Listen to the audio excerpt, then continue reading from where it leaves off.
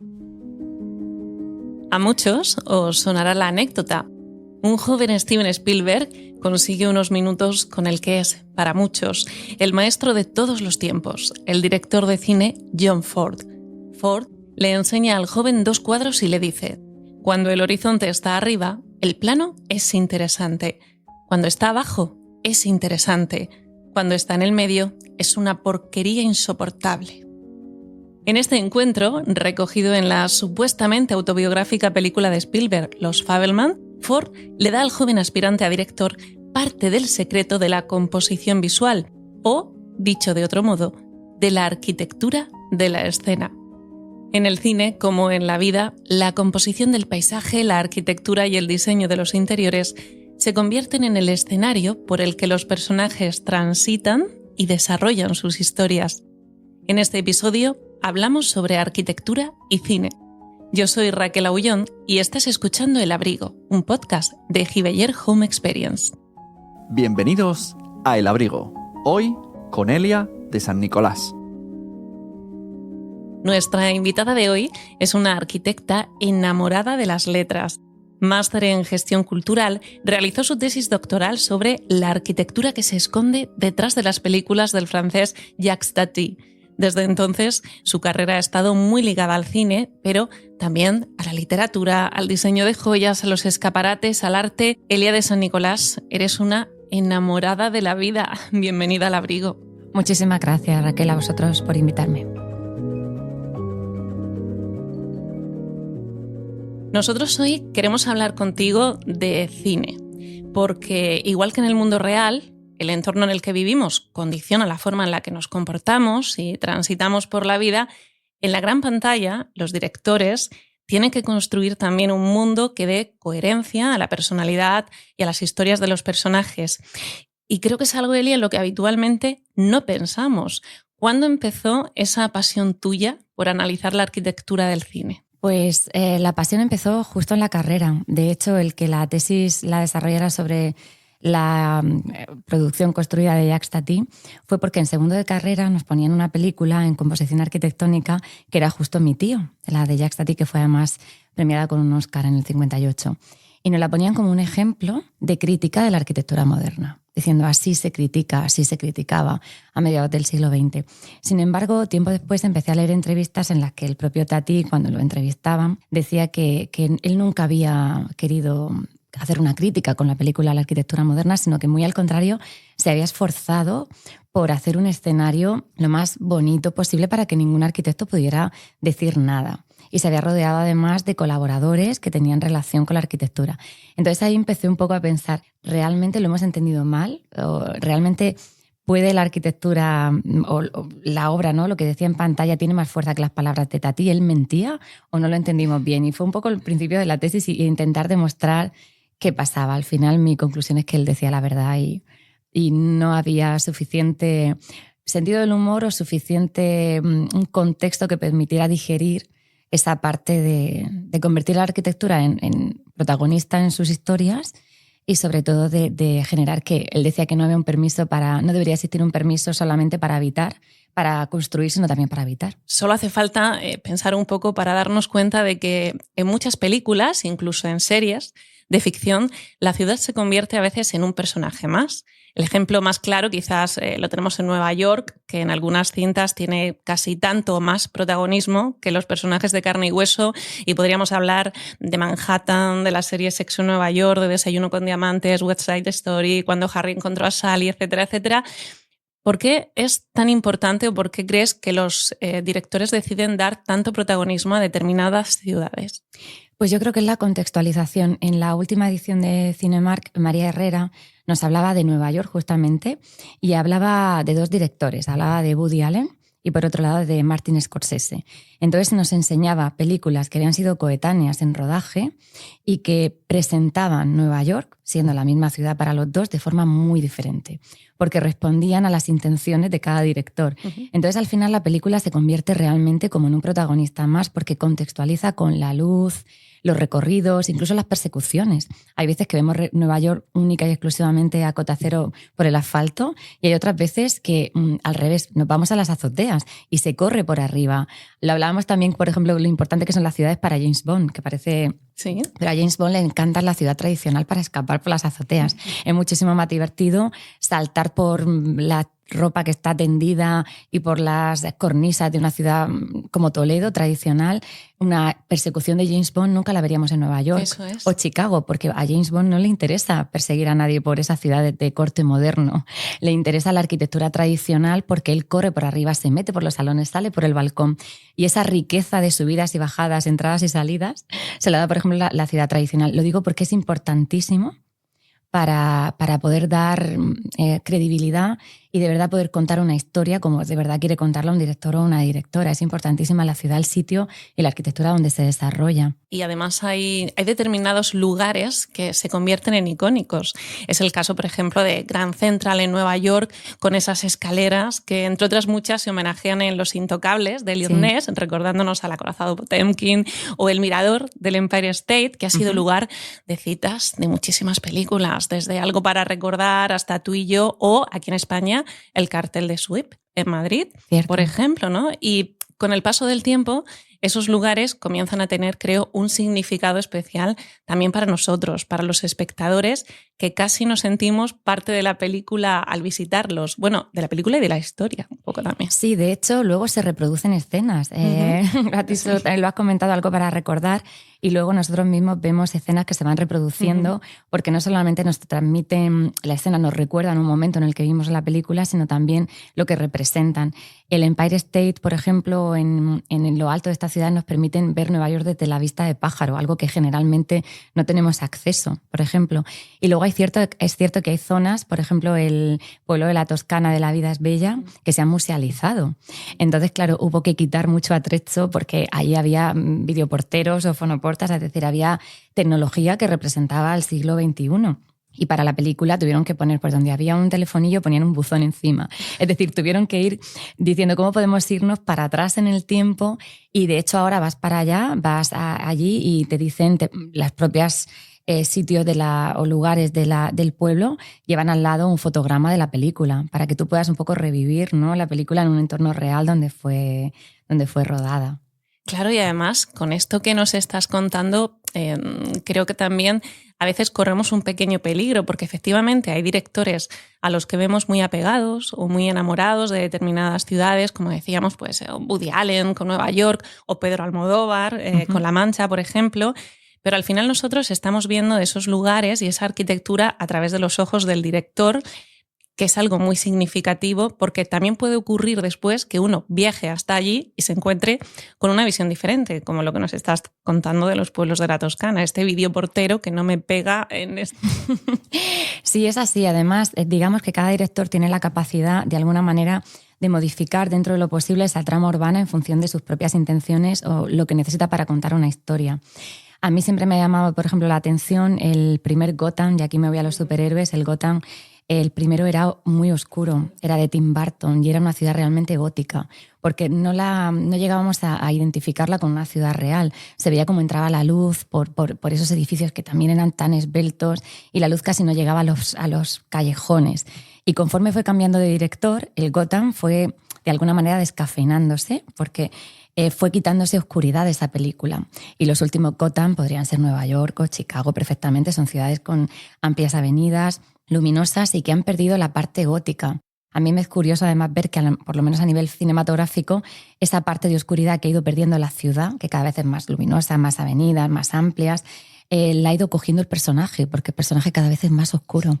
Entonces es como si de alguna manera le estuviera arrebatando esa parte gótica del primer Batman cinematográfico, ya no me meto en el cómic, y cómo se lo ha ido pasando. Entonces, claro, cuando vais allí al final, casi todas estas ciudades se van pareciendo. Esa globalización que hablamos en real, ¿no?, que nos está pasando, de muchas ciudades se parecen más allá del casco urbano, está pasando también en las películas, que todas estas ciudades de ficción, sea Gotham o Metrópolis, se van pareciendo cada vez más. O sea, ¿Por que qué? realmente... ¿Por qué crees que pasa esto? Yo creo que están utilizando más espacios reales, hay a lo mejor menos voluntad de crear un escenario urbano de cero, como sí que hizo Tim Burton, y utilizar escenarios reales que, por otro lado, la gente empatice más, el espectador, porque los reconoce. pero para reconocerlos y después poder pisarlos, como nos pasaba en La vida es bella o nos pasa en las historias de Nueva York, hay que hacerlos mucho más reales. En mi opinión, a veces se parte o se pierde, ¿no?, esa parte mágica de cuando realmente tú debes inventarte una ciudad de cero. No que tengas que generar toda la ciudad, pero sí que cada ciudad es cierto que tiene una atmósfera, tiene una luz, tiene un paisaje sonoro, es diferente. Entonces a mí yo sí que reconozco que me entristece un poco ver que esas ciudades se van pareciendo cada vez más y están sufriendo ese proceso de globalización, como en las ciudades donde vamos a cualquier sitio y aparecen las mismas cadenas alimenticias de comida o los mismos centros comerciales. Está pasando un poco también a veces así en el cine. Claro, tú hablas de que quieren buscar quizás que haya más identificación con el público, con el espectador, que después uno llegue, reconozca las ciudades. Hay otros menos benévolos que hablan de falta de creatividad. Sí, yo creo que además el presupuesto es que ahora mismo creo que también se ha ido cambiando, ¿no? Ahora mismo hace falta una promoción tremenda y yo no recuerdo el número exacto, pero sí recuerdo lo que me llamó la atención en una entrevista, decían de todo el presupuesto que hay en la película, la cantidad de presupuesto que se lleva a la parte de promoción y comunicación, porque es muy difícil que los espectadores quieran ver una película que previamente no han visto anunciada. Entonces eso hace que las plataformas además ahora mismo son pues prensa digital y escrita también, ¿no? Pero hay internet, hay muchísimas plataformas, hace falta un esfuerzo publicitario muy grande y eso también merma los esfuerzos que pueden ser. Aún así yo quiero decir que hay directores que apuestan por Wes Anderson, por decir, yo tengo una misma iconografía, un mundo con un color determinado, con un paisaje y es mi marca de identidad, yo veo el mundo así, mis historias transcurren en estos mundos. Y yo veo muy raro que Wes Anderson pudiera hacer, con el colorido que tiene, una historia en una ciudad real, normal, sin tocar absolutamente nada del paisaje a nivel de color, de luz, de sonido. Me parecería raro, porque realmente él necesita crear su universo, igual que lo hace Tim Burton. Necesitan crear el universo. Y Woody Allen también en Nueva York. El Woody Allen de Nueva York es una parte de Nueva York. Eso es. Pero hay otras partes de Nueva York que no salen en Woody Allen. También lo hace Pedro Almodóvar o Amenábar con Madrid o otras ciudades españolas. Que la huella está ahí, ¿no? La parte más tradicional o más vernácula o más familiar de Almodóvar, que no le interesa rodar en otras partes de Madrid, porque no le interesa esa parte de Madrid, ¿no? Sino la más tradicional, la más castiza u otras partes, ¿no? Donde también aparecen esas, pues eso, comunidades, esas personas que tienen otro tipo de relaciones personales. Y que forma parte de su sello, como bien dices, finalmente. Claro, además esas relaciones personales se establecen en un determinado tipo de arquitectura y en un determinado tipo de ciudad. Si no, esas relaciones entre personas, entre mujeres, no podrían darse en otro tipo, en otra parte del Madrid más terciario, más dedicado a oficinas, sino que tienen que darse en otro tipo de partes de la ciudad. Volviendo a los superhéroes de los que hablábamos antes, hace unos años pusiste en marcha Cinemark, un festival que mezcla arquitectura con cine, con cómic, con arte. Creo que se han realizado ya 3 ediciones, La 4ª está en marcha y me ha gustado especialmente el estudio que hicisteis en el marco de este festival sobre cómo serían las viviendas y ciudades de los superhéroes y de los villanos. Elia, vamos a empezar por los superhéroes. Venga. ¿Hay un determinado diseño de interiores y una determinada arquitectura asociada a estos héroes? Pues mira, por lo general lo que aprendimos en Cinemark 1, que además analizábamos la ciudad de Murcia como posible guarida de superhéroes, era muy divertido porque era decir, si vinieran a vivir a Murcia, ¿qué edificio de nuestro patrimonio elegirían para vivir? Y eso lo proponían interioristas, arquitectos, diferentes perfiles. Y bueno, pues por ejemplo, Iron Man iba al parque científico, Batman iba a la parte gótica de la catedral, Aquaman iba a los molinos del río. O sea, era muy divertido ver por qué, ¿no? Porque analizábamos la arquitectura. Y realmente lo que tienen la diferencia entre los superhéroes, en este caso, y los villanos, es que los superhéroes, por lo general, se esconden, tienen un alter ego y no quieren que se les descubra. Lo digo por lo general porque hay casos aislados como Iron Man, etcétera, ¿no? Pero por lo general no quieren mantener como esa doble fachada de... Son discretos, no quieren que se les vea. Entonces, normalmente, salvo si son ricos multimillonarios tipo Batman o Iron Man, suelen vivir en pisos, en apartamentos, y luego ya está en el armario, realmente está todo el traje y todo el poder. Y los villanos es todo lo contrario. Entonces realmente fue muy divertido porque tuvimos que analizar las características de los edificios que teníamos en nuestra ciudad para ver cómo podrían ser guaridas secretas sin que se supiera, de estos superhéroes si quisieran esconderse del mundo y dijeran, ¿por qué no vivir allí, en Murcia, si se vive muy bien? ¿Dónde me escondería? ¿Qué edificio elegiría para que yo pudiera tener esa doble muro donde escondo pues, todo mi traje, todo mi mundo, sin que nadie lo viera y yo pudiera salir por la puerta y nadie me reconociera? Claro, y son modestos, discretos, a pesar de que, como dices, no hay excepciones, porque estoy pensando en algunos superhéroes. Hay excepciones. Que claro, tienen mucho poderío, porque Batman... Claro, es que aquí tenemos los dos superhéroes. Tenemos los alienígenas o los que vienen, mutan y digamos que el poder le viene de ahí. Y luego tenemos el caso de Batman o de Iron Man, que son los que son súper ricos, tienen una gran habilidad tecnológica, porque además son ingenieros y se construyen los poderes. Y los dos viven bien. Digamos que viven o encajan, ¿no? Pero sobre todo nos referíamos al superhéroe este que se esconde, ¿no? A través de la caja. Exactamente. Estos que se esconden, o Spider-Man. Los que, digamos, buscan un sitio muchísimo más discreto, casi silencioso, para que puedan vivir esa doble vida y que pasen totalmente desapercibidos. Claro, porque además son personajes con mucho menos poder adquisitivo. Sí. Clark Kent trabajando en su periódico y Spider-Man de fotógrafo, primero estudiante antes. Exacto. Tampoco, claro, no pueden permitírselo, pero tampoco, aunque tuvieran a lo mejor más poder adquisitivo, que suele ir ligado más a villanos, también porque cometen fechorías, ¿no? Que les hacen que eso también funcione. Ya tampoco podría casar, ¿no? Entonces, dentro de ocultarse dentro de la capa de la normalidad, pues buscan esos apartamentos o sitios donde podríamos vivir todos, ¿no? Así que, ¿por qué no podrías tener un vecino o tú mismo podrías ser uno de ellos, ¿no? Que los hay, lo vimos en la pandemia, que hay superhéroes. Eso es. A nuestro lado. Les aplaudíamos, de hecho, a las 8 de la tarde en su momento. Y vamos con los villanos. Que claro, nos estás dando ya algunas pistas, pero ¿cuáles son las principales características que tienen en común las casas de los malos malísimos? Bueno, los malos malísimos, yo tengo que decirte que esa edición se llamaba La arquitectura del mal y fue divertidísima porque los villanos no se esconden. A los villanos les encanta la ostentación, les encanta que sepas que es malo. Entonces eso hace que eso se salpique a la moda, a la forma de vestir, al arte que consumen, que además fue muy divertido porque hicimos como una gradación de historias y de partes de la historia del arte, ¿no? De corrientes en los cuales íbamos identificando el nivel que tenían de malignidad en función de lo que tenían colgado en las paredes. Pero sobre todo también buscamos esas casas en Murcia para esos villanos. Hicimos lo mismo, ¿no? Si hemos hablado de los buenos, tenemos que hablar de los malos. Malos y malas. ¿Y dónde vivirían?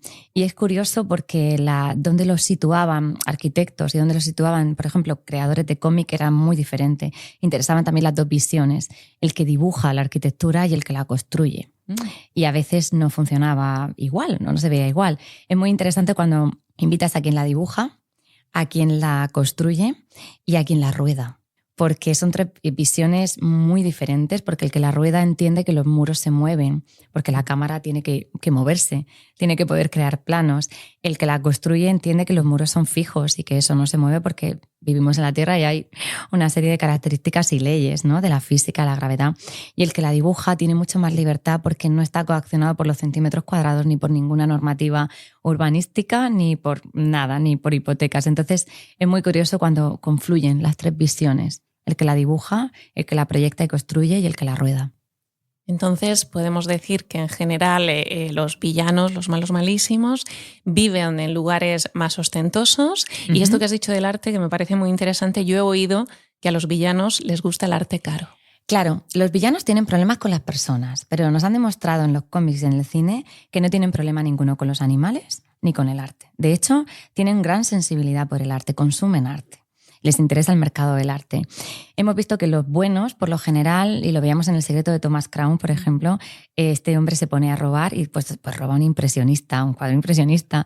Y normalmente, si veis los despachos o las viviendas donde habitan los personajes buenos, suelen ser corrientes de la historia del arte, estilos que son previos a las vanguardias del siglo XX. En cuanto surge y salta el siglo XX y aparecen pues, el cubismo, el expresionismo alemán, el neoplasticismo, el futurismo italiano, ahí ya empieza la malignidad porque los nuevos, los villanos, les gusta esa ruptura con la tradición, les gusta la ruptura con todo lo que viene de antes, ¿no? Con la historia. Ellos quieren además marcar un paso así, quieren que lo que hacen sea recordado, aunque sea o es algo malo. Entonces sí que hicimos gracias a Sara Ruballo, que también participó, hicimos una gradación y sí que te puedo adelantar como spoiler, aunque todos los vídeos además están en la web en el canal de YouTube de la Biblioteca Regional, que dentro de la gradación la más maligna de todas es el futurismo italiano. Es decir, si entras en algún sitio y hay un cuadro o una escultura del futurismo italiano, por debajo va el cubismo, pero el futurismo italiano, ese sí que ya es malvado.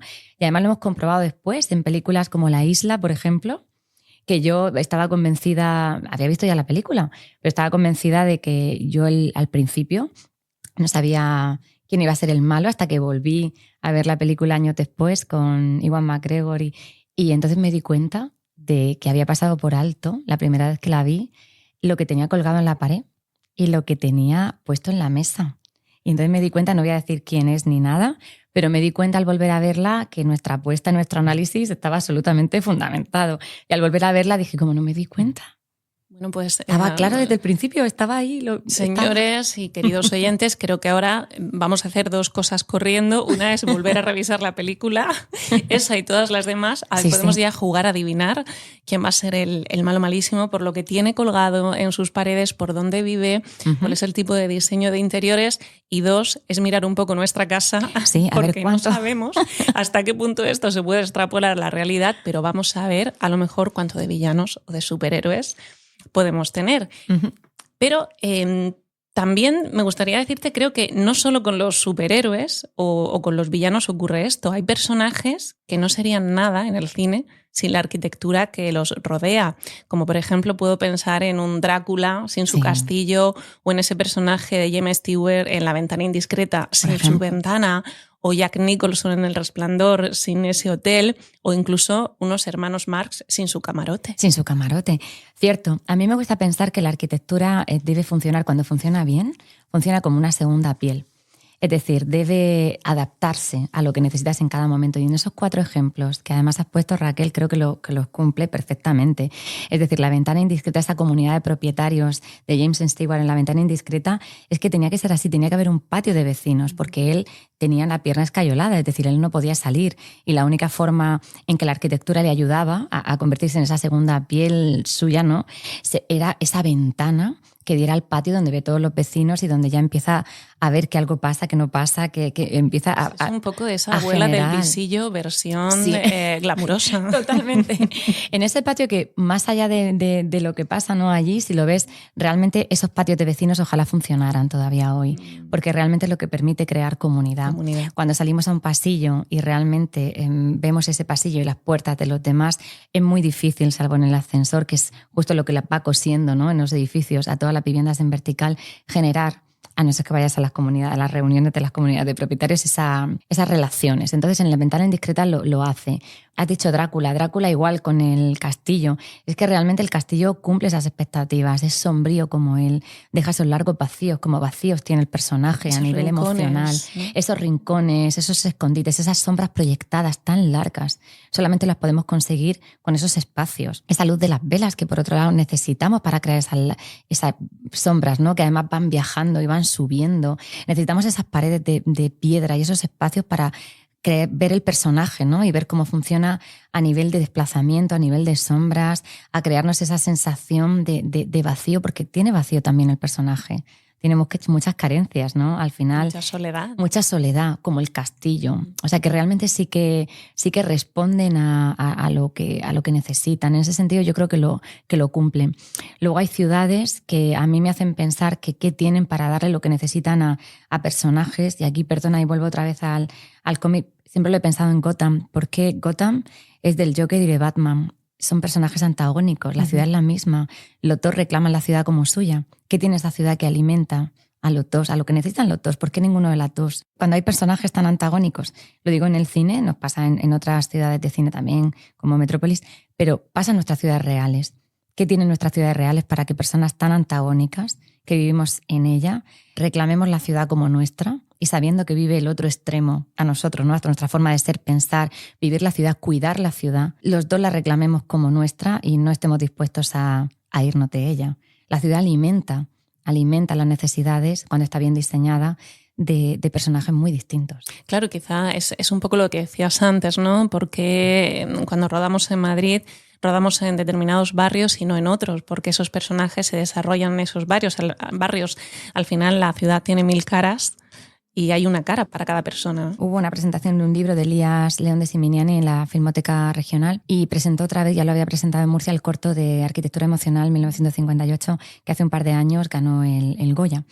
Y ahí se ve muy bien. Es verdad que está ambientada a finales de los años 50, pero presenta dos partes de Madrid muy diferentes. La parte donde vive la protagonista, la chica, que es una parte del Madrid pues, más tradicional, el Madrid castizo, el Madrid histórico, y una segunda parte de ensanche, después del ensanche de la Castellana, donde vive el chico protagonista, que es un ensanche de viviendas donde es todo, pues todo lo contrario, ¿no? Donde se ha mirado los metros cuadrados, la casa de ella es enorme, la casa de él está entre 30 y 40 metros cuadrados. Son dos personajes muy diferentes, antagónicos, que en el caso de Elías pertenecen a la obra de un mismo arquitecto, en dos momentos distintos de su vida, que es lo que cose un poco, ¿no? Pero estos dos personajes viven en el mismo Madrid, en dos momentos, en dos puntos de la ciudad, en el mismo punto histórico, y se tropiezan en otro, que en este caso es la universidad.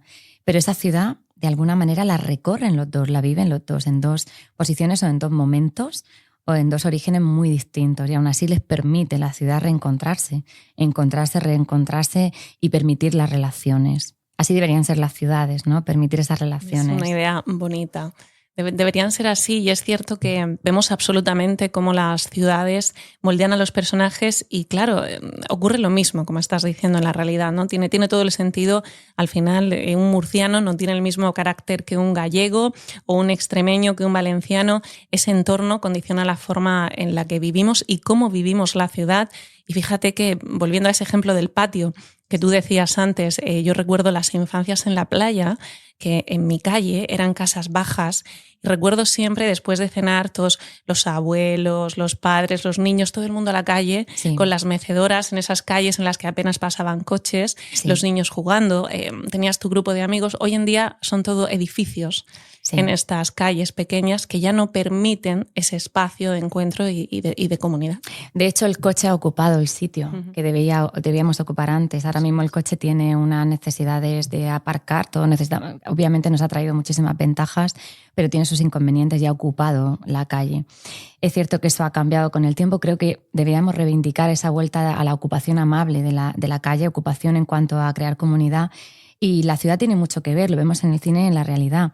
Nosotros tenemos una ciudad que es plana. Habría sido muy distinto si viviéramos en una ciudad que tuviéramos pendientes, porque aquí nos permite pues, utilizar la bicicleta, el clima, otro tipo de circunstancias.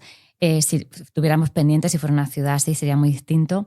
Y luego a mí me interesa también mucho de la ciudad, y esto pasa también en el cine, en el cielo, que el cielo de las ciudades también se olvida. A veces hablamos por la noche solamente de la contaminación lumínica, ¿no? De que por las noches es muy difícil ver las estrellas en la ciudad porque hay demasiada luz. Pero el cielo para mí en las ciudades es como la cuarta fachada y es importantísima en las ciudades, porque pienso que cuando estás en la ciudad, si pasa algo en una zona de la ciudad y tú estás en otra, tardas un tiempo en enterarte, porque hace falta que llegue, ¿no? A nivel pues, de personas, de marcha, de ambulancias, de lo que pasa. Pero cuando algo pasa en el cielo, no importa en qué parte estés de la ciudad. Eso pasa en la realidad y en el cine. Lo ves. Todos lo vemos a la vez. Entonces esa cuarta parte, esa cuarta fachada de las ciudades debería ser también muy cuidada, porque es una parte muy democrática, que como pasa el suelo y el techo, ¿no? Pero esa parte sobre todo del techo hace que cualquier cosa que pase allí la vemos todo. Lo vemos en los fuegos artificiales cuando son las campanadas, pero vamos, cualquier cosa que pase lo vemos. Y en esa señal que Batman nos lanza al cielo. Por ejemplo, para estrellas fugaces, cualquier cosa. Y ahí la vemos todos a la vez. En ese sentido, muy democrático el cielo, y creo que el cielo sí se trata muy bien en el cine, porque también es una atmósfera. Un cielo azul no es igual un cielo limpio que un cielo muy contaminado. Te genera en el cine también esa sensación de que hay algo turbio, algo que no funciona, hay algo que no está claro. Entonces, eso también, esa atmósfera pesada, casi cortante, la utilizan también mucho en el cine, muy diferente a cuando es totalmente el cielo raso, puro, limpio. Y luego por la noche, las atmósferas del amanecer, el atardecer, todo eso crean atmósferas también anímicas. Entonces tú también te pones en esa posición, porque no es lo mismo que te enseñen en Nueva York, como estábamos hablando con el cielo azul, a que si te lo ponen ahí en un atardecer naranja. Es una forma también que modifica la ciudad. Absolutamente. Y sobre esto que estás diciendo, Sé que es muy difícil, pero ¿podríamos describir en líneas generales cómo son las ciudades o los entornos en los que se desarrollan las películas por géneros? Si tienen aspectos en comunes, pues una comedia romántica, un thriller, aventuras, un drama, un musical. Sí, yo creo que podemos hacer unas pinceladas. Es difícil porque, claro, cada director claro, las va a manipular estratégicamente para poder trasladar la historia y los personajes como quiere. Pero sí es cierto que en las películas, por ejemplo, que son más comedias o románticas, pues la atmósfera de las ciudades es limpia. Suelen ir a tonos tierra, a no ser que nos vayamos o suceda en algo muy parecido al sector terciario de oficinas. Pero entonces esos colores, como el personaje es emocional, suelen ir a la ropa. Entonces siempre vemos al final esa persona más sensible suele llevar algún tono cálido en algún momento. Y si aparece con tonos muy grises, poco a poco vemos cómo el personaje va cambiando. Y suelen ser espacios pues, mucho más limpios, espacios que se suelen recorrer una parte por lo menos a nivel peatonal, porque eso en las comedias genera choques, por ejemplo. Choques amables, no choques de tráfico en plan drama, sino que el poder andar genera... Encuentros, exacto, situaciones divertidas, y eso hace falta que la ciudad te lo permita. Hace falta recorrerla a pie. O estar sentado en unas plazas, o estar sentado en sitios. Entonces esas ciudades generan comedia, generan relaciones personales y deben ser así, ¿no? Tienen que tener espacios públicos y escaleras, porque las escaleras, los encuentros, pues todo eso genera que se puedan hacer este tipo de cosas. Cuando ya nos vamos a películas de acción, entonces necesitamos la velocidad. La velocidad es muy difícil en una ciudad tradicional. Le gusta a James Bond, pero porque va por azoteas. Pero es muy difícil. Necesitamos persecuciones, necesitamos calles muy amplias, necesitamos la ciudad moderna, la ciudad contemporánea, las largas avenidas. No nos interesa porque no caben por ahí. Avenidas, parkings. Parkings, avenidas. Además nos interesan parkings que tengan varias plantas, porque tenemos que recorrer y perseguir, exactamente. Y nos interesan edificios altos y modernos, porque los personajes de acción tienen que poder romper los cristales de la fachada. Entonces, un personaje, y me estoy yendo a Misión Imposible o así, pero necesita romper cristales, la jungla de cristal.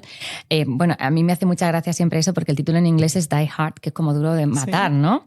Y claro, la primera sucedía en un rascacielos. Entonces yo creo que ahí dijeron, bueno, vamos a cambiarle el nombre, la vamos a llamar la jungla de cristal porque es una jungla de ahí nadie sale. Claro, quizá no pensaron que después habría un montón de junglas de cristal y que ninguna de ellas pasa en un rascacielos nunca más. Entonces ahí pasó, ¿no? Pero en las películas de acción necesitamos recorrer y poder tener persecuciones y romper cristales y bajarnos por la fachada. Y claro, eso hasta en Matrix, pues Matrix no podía ser en una ciudad tradicional. Tenía que ser una metrópolis. Y además Matrix lo consiguen muy bien, por ejemplo, porque le ponen luz verde. Entonces es muy fácil saber cuando estás en Matrix porque todo es verde, la luz, a cuando sales de Matrix porque de repente ya los personajes, pues la piel de los personajes deja de ser ese color aceituna, ¿no? Y ya lo que visten también es ropa mucho más cálida, la luz cambia. Y entonces ahí tenemos esas. ¿Las de miedo? Pues las de miedo necesitamos oscuridad. Y sobre todo, más que oscuridad, necesitamos luces y sombras. Necesitamos mucha diferencia entre una zona muy iluminada y una zona muy oscura, entre el día y la noche, entre el exterior y el interior. Pero claro, son como características muy generales, porque a veces para despistarnos, en las películas de thriller, por ejemplo, o miedo, también nos ponen zonas muy luminosas para, digamos, no desvelar de primeras quién es el villano o la villana. Entonces, por eso son características muy generales, porque al final pues siempre van a estar pues eso, retocadas o manipuladas con la mejor intención de crearnos expectación, despistarnos y crearnos sorpresa. Y Elia, también esas películas policíacas, estos thrillers en los que siempre está lloviendo, sí, y parece que siempre hay esa atmósfera gris. La lluvia, de hecho, es un recurso maravilloso, porque la lluvia, además de mojar, crea una cortina que te impide ver con claridad. Y además crea una atmósfera mojada y baja la temperatura, generalmente, porque cuando llueve baja la temperatura. Entonces, entre la falta de claridad que genera la lluvia, que no permite ver bien, puedes tener un personaje muy cerca, pero ya tiene que estar muy cerca porque generalmente va a ir tapado, cubriéndose de la lluvia. Y el cubrirlo es como el contraluz de iluminación. Te crea esa falta de identificación. Entonces siempre va a crear eso, aunque se vaya acercando, misterio. Entre esa cortina, ¿no? que quita la visual precisa y lo emborrona todo. Luego esa parte que aporta de frescor, baja la temperatura. Porque cuando llueve, a no ser que tú estés lloviendo y que alguien lo ponga como que está lloviendo, pero hay un arco iris o está lloviendo claramente, porque eso también es muy romántico, ¿no? En la otra parte. Pero digamos que esa lluvia oscura y muy gruesa y muy densa evita eso. baja la temperatura y luego además crea otra parte, que es el efecto sonoro. Entonces, ese efecto sonoro que crea la lluvia fuerte, ¿no? Al llover, esos ríos, eso que se va creando, hace que en las persecuciones y en todo, pues cree también esa falta de nitidez incluso a la hora de escuchar, porque la lluvia también oculta sonidos. Los oculta, no te despista. Entonces, esas ciudades en las que llueve mucho, el recurso de la lluvia es maravillosa. Luego tienes lluvias también que son estupendas, como el diario de Noa, pero suelen ser también lluvias que hacen un desenlace, ¿no? O que suponen como una cortina en la que se abre otro episodio. Exactamente. Hay otra parte de la relación, hay otra parte de la historia que después de la cortina de lluvia va a hacer su aparición o simplemente que sea la cortina del final. Limpia el ambiente y limpia, pues... los miedos, limpia el misterio, digamos que lo deja ya bien como para que pueda pasar a otra fase. Creo, Elia, que hay además cierto papel casi didáctico en todo este urbanismo, arquitectura y diseño que nos muestra el cine. Por ejemplo, cuando hablamos de películas de época, podemos a veces casi oler los lugares y meternos por completo en esa realidad gracias a una arquitectura, a un entorno bien construido. Es como si viajásemos en el tiempo también. Totalmente. Hace poco, además, leía un libro, se llama Otra historia de la arquitectura del barroquista, y me llamó la atención un capítulo que quiero compartir contigo, con vosotros, que se llamaba Tu casa es mejor que Versalles. Porque claro, cuando vemos Versalles en el cine y vemos a María Antonieta o al Rey Sol, pues nos parece maravilloso esos espejos, ese dorado, ese tal. Pero decía, realmente hay que entender que esa es la parte que ha traído el cine ha dulcificado. Pero realmente el Rey Sol siempre comió frío, porque las cocinas estaban muy alejadas de donde comía. Hacía mucho frío. No había microondas, es decir, nunca se comía una comida caliente, porque no había forma de que llegara caliente. La sala de los espejos es preciosa en las salas de las películas, porque bueno, en las películas, cuando tú ves el salón de los espejos, de verdad es una maravilla, porque están bailando, ves todo ese rococó, es una maravilla. Pero realmente es un sitio a nivel acústico horrible, porque no tiene ningún tipo de material que absorba el sonido. Entonces realmente hay una reverberación muy fuerte y era un lugar que, por lo que tenemos entendido, bastante, ahora ya también ha sido tratado, ¿no?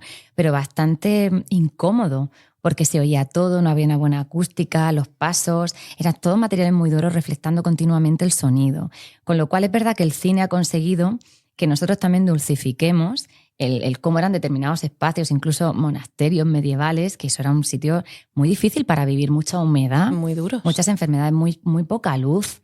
Es decir, ahora la arquitectura también ha evolucionado en el sentido de que nuestros espacios pues hemos luchado por una salubridad, ¿no? Una habitabilidad que no tenían. Y el cine tiene esa capacidad de situarnos en el tiempo, de decir esto es aquí, y también de dulcificar algunas arquitecturas, pero es cierto que ya nosotros lo localizamos. Solamente por ver cómo va vestido un personaje y dónde vive, somos capaces de situarlo cronológicamente.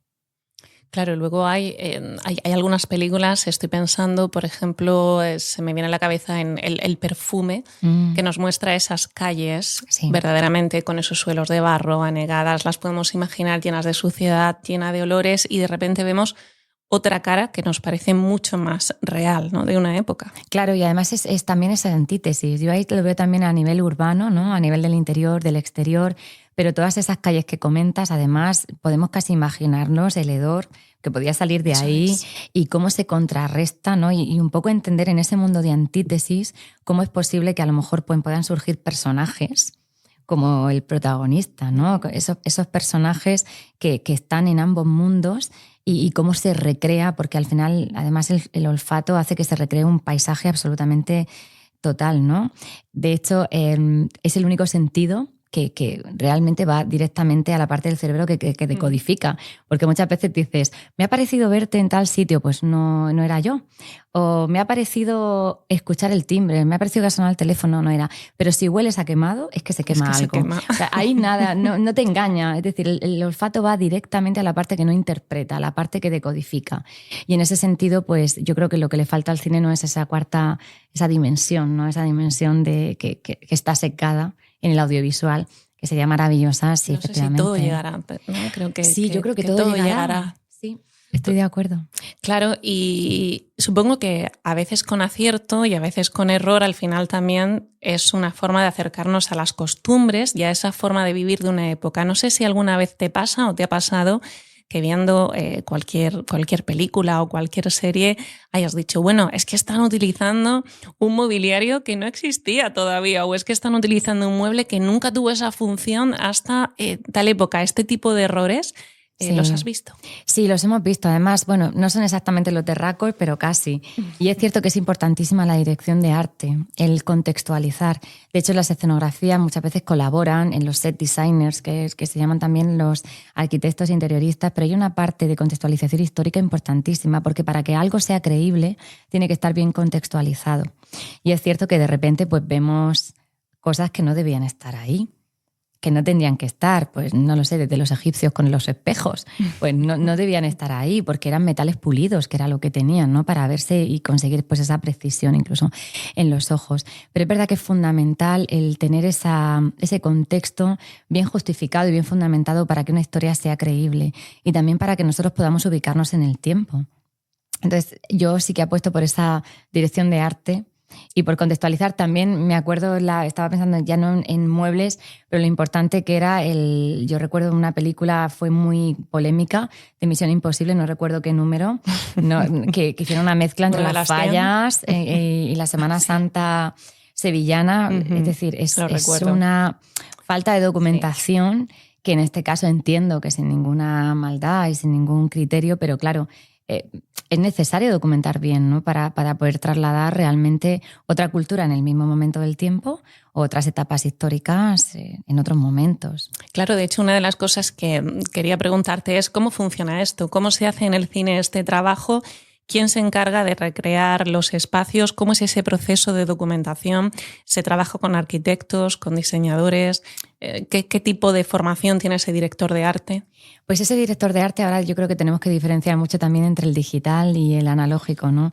El set designers, que el diseñador de estas escenografías, generalmente también se rodea o se asesora, cuando no son arquitectos o interioristas, que también los hay, de arquitectos, arquitectas o interioristas, porque es muy necesario el hablar real, ¿no? El ser fiel a distintas etapas históricas, porque contextualizan, es decir, cuando una persona o una mujer en los años 60 pudiera estar frustrada porque no tenía acceso al trabajo y tenía que estar sí o sí ligada al ámbito doméstico, tenemos que trasladar también cómo era esa domesticidad, para que realmente entendamos por qué el personaje quiere salir de ahí y quiere apostar por un mundo profesional. Esto es un ejemplo, ¿no? Pero hay que entenderlo bien, con las dimensiones que merece, con los colores que merece, con todo, para que realmente entendamos al personaje, podamos empatizar y pueda ser creíble de esa forma. Entonces, esa figura es fundamental. Luego también están todos los diseñadores cuando son arquitecturas que no existen, como Oblivion, por ejemplo, o son arquitectura de la Guerra de las Galaxias, que a veces sí que hacen uso de lugares reales. Por ejemplo, hay rodajes en el norte de Marruecos, en pueblos, pero o por incluso en la plaza de Sevillana, está la Plaza de España en Sevilla. Es decir, sí que hay lugares reales, pero luego hay una parte imaginativa muy importante en la cual se tienen que generar de cero espacios que no existen. Y suelen tirar generalmente de elementos históricos que utilizan de base para hibridar, mezclar y generar una nueva arquitectura, unas nuevas ciudades que hasta ahora no hay.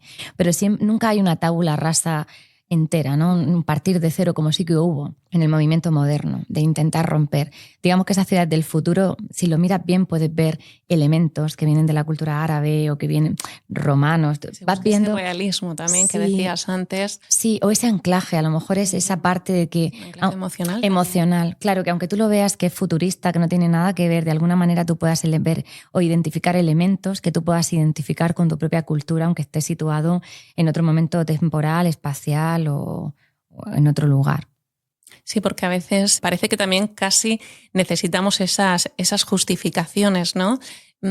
Hace poco alguien me decía, hablando de una película de zombies, no me acuerdo exactamente cuál, me decía, claro, es que no resulta creíble que los zombies, cuando por la noche no sé qué, no sé cuántas, pues la ropa me contaban, era de la ropa, decía, es que no resulta creíble que los zombies, a lo largo de toda la película, que a veces pasan años, que van adelgazando y la ropa siempre les queda bien y nunca les queda mal la ropa, ¿no? Y yo decía, digo, tú eres capaz de aceptar el marco de que estamos en una sociedad posapocalíptica en la que hay zombies, pero no eres capaz de aceptar que no se les quede grande la ropa. De hecho, son errores también en el cine. Ron Terracor, por ejemplo, es un personaje, cuando un personaje cambia de ropa, es porque ha habido una ruptura en la escena. Es decir, ha debido cambiarse de ropa, bien porque ha pasado un día, es el día siguiente, o bien porque han entrado en un sitio y luego han salido. Es decir, hay una escena, una narrativa audiovisual que cambia y por eso hace que el personaje pues sale de aquí, ahora se va a otro sitio y ha cambiado de ropa. Sí que hay efectos o error de raccord cuando tú estás siguiendo una misma narrativa audiovisual, el personaje cambia la forma en la que va peinado, en la que va vestido, cambia la ciudad, lo que tiene detrás, lo que está utilizando, el sitio donde vive. Entonces, la cabeza sí que, nuestra mente es complicado que pueda seguir esa continuidad, porque para nosotros, de forma inconsciente, ha habido una ruptura. En la arquitectura es muchísimo más evidente. Ahí es muy evidente. En cuanto cambias de sitio o estás en esas persecuciones o llegas a otro sitio, cambias de habitación o cambian los colores, tú ya sabes que va a pasar algo diferente. Es muy evidente, pero es cierto que también en pequeños detalles de raccord, de si llevaba esto a la derecha, y claro, se ha rodado en días distintos. Y de repente no se han dado cuenta y al día siguiente el actor lo lleva a la izquierda. Entonces, de forma consciente o inconsciente, estabas hablando de esto de zombies, me estaba acordando de las ciudades, ¿no? Cuando se abandonan, bien porque ha habido un cataclismo pues, en el cine, ¿no? Medioambiental, o ha venido una roca del espacio, o se han movido las placas tectónicas, o un virus, ¿no? Que generalmente son como los 4 máximos que hacen que las ciudades se despueblen completamente, o por lo menos de humanos, en que puedan salir otro tipo de seres, ¿no? Digamos, seres. Siempre hay algún superviviente con el que empatizamos porque es humano. Entonces tenemos que empatizar con él. Y sí que es cierto que una de las formas en las que está tratada la ciudad desde otro punto de vista en estas películas de zombies es esta de Guerra Mundial Z, en la que sí, por ejemplo, vemos ciudades desde otra perspectiva, en este caso Jerusalén. Estamos viendo perspectivas y cómo van por las murallas, es decir, otra forma, ¿no? Tenemos vistas aéreas de las ciudades, tenemos vistas subterráneas de las ciudades, tenemos vistas extramuros, dentro de los muros, recorriendo. Hay una riqueza a nivel urbano muy diferente, porque la forma en la que llega a distintos sitios a veces es por carretera, a veces es por el aire, a veces va volando. Es decir, ahí sí que vemos que las ciudades las vamos recorriendo de forma muy diferente, aunque esos seres estén solamente en la tierra, ¿no? Entonces, esas perspectivas, esa forma de acercarnos a la ciudad también es muy importante. Generalmente los créditos de las ciudades, para contextualizarnos en los créditos de las películas, nos van poniendo esas imágenes de la ciudad. Y ya solamente con esas primeras imágenes, si la luz es naranja, es amarilla, es oscura, es de noche, ya nos ponen en ya sabes en lo el que mood. viene. Ya sí, se nos van a situar un poquito, aunque luego vienen las sorpresas a veces también. Y otra cosa que me parece muy, muy bonita es cómo a través del cine podemos asomarnos a las distintas costumbres y usos de la arquitectura en otras culturas. Sí. Por ejemplo, siempre nos llama mucho la atención el uso del espacio que hacen en Japón. Esa casi ausencia de muebles, cómo las paredes son móviles para cambiar el espacio, cómo las personas y los poquitos muebles que hayan se sitúan en el centro de las habitaciones y no en un lado, como hacemos en Occidente. Y al final las películas se convierten un poco también en casi un estudio de proxémica al que podemos asomarnos. Sí, de hecho, toda la arquitectura que vemos efectivamente en Japón, a mí Japón me maravilla porque pienso que tenemos al Japón o a la ciudad de dentro de 100 años, es decir, Tokio, y a la misma vez han sabido conservar muy bien su arquitectura tradicional. Y son capaces de, si Tokio puede llevar una velocidad de 300, no sé, kilómetros por hora, si tuviéramos que poner una velocidad, ¿no?, a la vorágine de la vida allí, sí. Ese cruce de los 3 pasos de peatones, esa gente que va, y a la misma vez un país que es capaz de tener arquitectura en velocidad casi cero. Ese Kioto. Totalmente. Es decir, ¿cómo es posible que los dos extremos convivan, ¿no?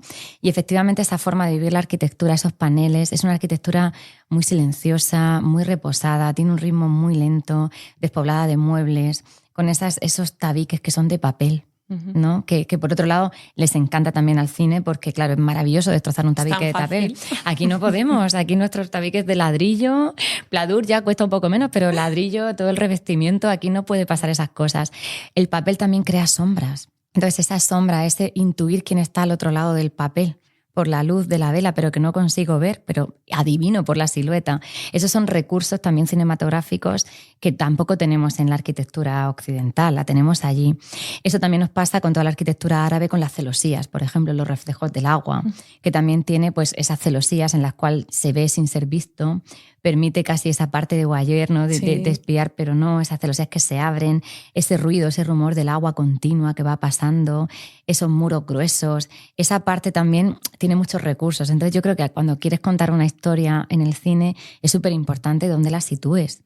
porque la arquitectura te va a ayudar y debe ser un aliado, no debe ser algo que haga que decrezca el personaje o que sea un obstáculo. La arquitectura es vital, si está bien seleccionada en el tiempo, en el espacio, va a hacer que esos personajes tengan mucha más fuerza, sean más creíbles y sobre todo empaticemos muchísimo más con la historia y conectemos, que al final el cine se trata un poco de eso, de conectar, y la arquitectura como aliada ayuda muchísimo. Y después, Elia, está la cuestión de la convivencia.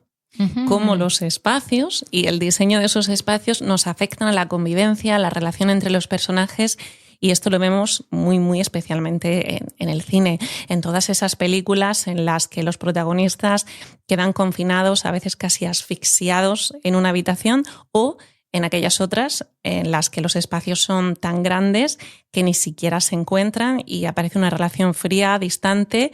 Y pienso, por ejemplo, en Ciudadano Kane, sí, y en ese señor y en esa señora Kane y en esa separación que tienen tanto física como emocional, que afecta a su relación a lo largo del tiempo y se va materializando en la distancia que mantienen en esa mesa en la que cada día desayunan, por ejemplo. Efectivamente. Yo creo que en ese sentido la arquitectura, por eso te comentaba que ayuda o no, y que hay que utilizarla como aliado. Es cierto que puedes sentirte igual de solo en un espacio pequeñísimo que en una casa de 400 metros. Porque es como esté amueblada, cómo esté diseñada, cómo entra la luz, cómo esté decompartimentada. Yo lo pienso en grandes superficies comerciales que ahora mismo tenemos aquí en muchas ciudades, y pienso cuando eran naves industriales, es decir, cuando realmente terminaron de construirse, antes de que hubiera ningún comercio dentro ni que entrara la iluminación para de alguna manera hacerlo como más amable, son sitios realmente inhóspitos porque no deja de ser una nave industrial. Hablamos de grandes superficies. Si tú les quitas todo el mobiliario, les quitas toda la iluminación, le quitas la compartimentación después que tienen, ¿no?, en pequeños comercios, sectores o estancias, realmente son lugares muy inhóspitos. Lo que hace que tú te sientas cómodo cuando vas allí es porque han ido bajando de escala poco a poco, se han ido adaptando a tu escala humana, y entonces al final tú los vas percibiendo como calles, como una ciudad. Dentro de una ciudad son metaciudades, donde sí que hay tráfico, hay calles, puedes identificar manzanas, barrios, y de esa manera te permite vivirlo de otra manera. Pero es cierto que cuando tenemos esas dimensiones que has comentado en Ciudadano Kane, yo creo que es un ejemplo estupendo. Tendríamos lo contrario en Los Hermanos Marx, ¿no? Que también has comentado antes con el camarote, que es un ejemplo lo contrario, ¿no? De cómo un espacio... y luego como esos espacios también son capaces de generar amor o desamor en función de cómo están diseñados, ¿no?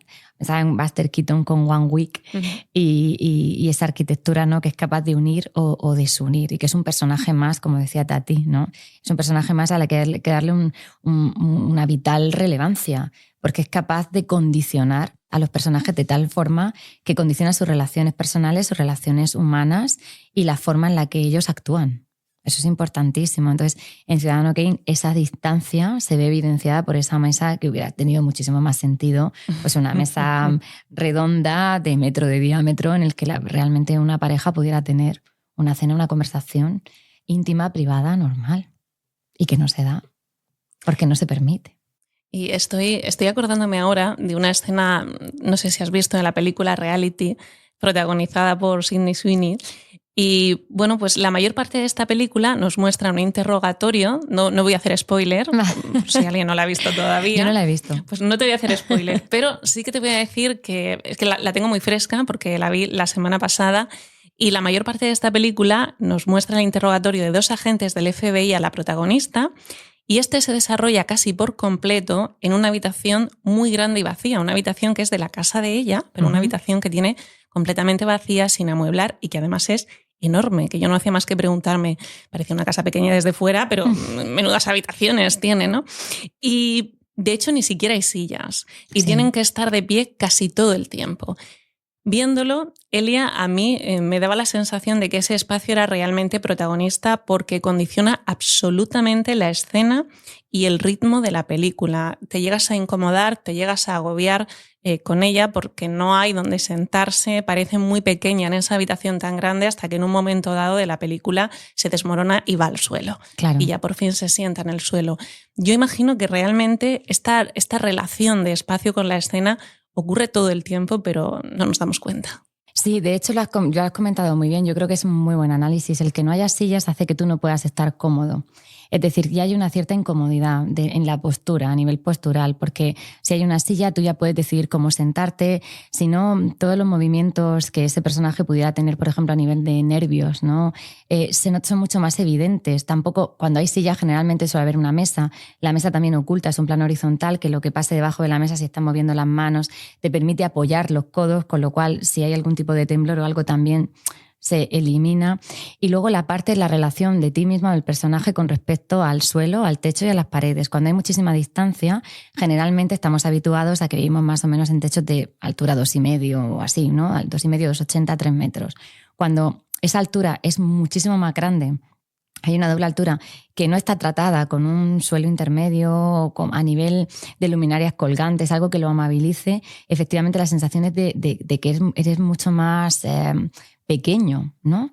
De que realmente estás solo, de que estás desprotegido, de que estás, vamos, pueden contigo. Eso también se ha utilizado también a lo largo de la historia de la arquitectura, de cuando había grandes recepciones, entonces tú tenías que ir a ver a la persona que te estaba esperando y entonces estaba en el último despacho, tenías que atravesar un montón de pasillos, 400 metros, con una altura enorme. Claro, cuando tú llegabas allí, pues estabas hecho polvo, estabas cansadísimo, ya te sentías en desventaja. Porque ya la arquitectura se había encargado de cansarte, de que te fueras sintiendo en desventaja hasta que llegabas a la persona que ya estaba tranquilamente sentada y había hecho su labor, te había contribuido a que todo el interés y la fuerza y lo que tú te habías propuesto al principio en la entrada que ibas a decir y que ibas a hacer, pues ya había perdido mucha intensidad. Porque todo ese paseo te había cansado, te había ido haciendo sentir más pequeño, los espacios, el recorrido, y cuando llegabas allí, pues eso, había silenciado, ¿no? No es capaz de hacerte cambiar de opinión, pero yo creo que la arquitectura sí modula tu estado de ánimo, es capaz de modular, de darle voz o quitarle voz. Claro, modula ese estado de ánimo y tus emociones, porque escuchándote ahora me viene a la cabeza, por ejemplo, cómo hay películas como Esta casa es una ruina, en la que la arquitectura casi puede con la relación de los protagonistas. Empiezas en un estado de euforia y cómo llegar a esa arquitectura que te parece nueva, maravillosa, esta casa que vas a dejar preciosa, pues te tiene en un estado casi de enamoramiento constante, y a medida que la casa se va deteriorando, la relación de la pareja también se va deteriorando, ¿no? Yo muchas veces al ver esta película he pensado que esto es tan real como la vida misma. Sí, de hecho en este momento estamos desarrollando un ciclo de arquitectura y cine que se llama La arquitectura del desamor, que si todo va bien saldrá en el 2025, que estáis invitados, y habla de la arquitectura del desamor. El des va entre paréntesis, porque realmente es la arquitectura del amor-desamor. Cuando la arquitectura está bien diseñada, genera amor. Cuando la arquitectura está mal diseñada o no se ajusta a lo que tú necesitas, simplemente es pues la típica puerta o el pasillo por el de tu casa al que pasas continuamente de perfil, el sitio donde siempre te das, el sofá que es muy incómodo, el espacio de la cocina que no tienes porque se caen las cosas, la parte del baño que no te permite girar cuando sales de la ducha. Hay partes que no funcionan, no casan bien con tu rutina y tu forma de vivir, y eso te va generando fricciones y desamor. Y al final pues la paga con la persona a la que tienes al lado. Quien sea, puede ser tu hermano, tu pareja, tu padre, quien sea. Pero la pagan porque es imposible, te va desgastando, te va enfadando y la tienes que pagar. Y una de las 3 partes en las que hemos dividido el ciclo es las reformas y las mudanzas y el desacuerdo. Porque o están bien estructuradas o tienes que pasar por el drama o reto, no sé cómo llamarlo, de meter tu vida en cajas. Yo tengo la teoría que cada vez que metes algo en cajas, tu vida sufre un coeficiente de esponjamiento del 30%. Parece que tienes más cosas. Y ¿cómo puede haber tanta cosa? No sé. Entonces supone ya eso, el volver a colonizar y habitar un espacio en el que hay que empezar a tomar decisiones. Hacerlo tuyo. Claro, tienes que hacerlo tuyo. A veces son decisiones en conjunto. Tienes que ir acompañado de un buen arquitecto, arquitecta, alguien que te acompañe en el proceso, que tome decisiones por ti a nivel técnico, buenos materiales, una selección, oficios, una obra que no genere problemas. Porque al final es un proceso, ya la obra pues genera muchas inconveniencias. Al final hay que hacerlas porque al final es bueno y el desenlace suele ser positivo. Son incómodas. Pero efectivamente en Esta casa es una ruina casi les cuesta el matrimonio con toda la ilusión que tenían, ¿no? Y cómo, pues eso, la pareja se va desgastando conforme se van encontrando problemas, pero es que en esa casa y en esa película es que no hay dirección de obra ni hay nada. No hay nada. No hay nada.